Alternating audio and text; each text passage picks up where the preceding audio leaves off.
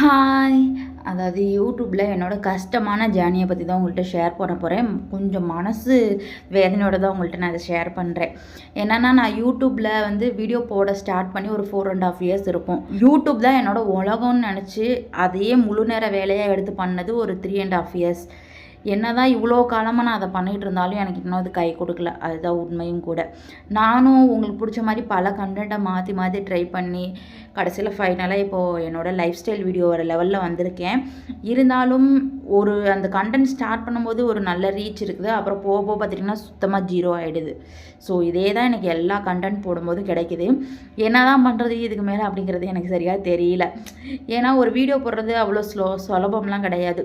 அந்த வீடியோவை ஷூட் பண்ணி அது வந்து எடிட் பண்ணி வாய்ஸ் ஓவர் பண்ணி அதுக்கு தம்ப்ளைன்லாம் ரெடி பண்ணி அதை அப்லோட் பண்ணி உங்கள்கிட்ட சேர்க்குறதுக்குள்ளார நாக்கு தள்ளிடுது.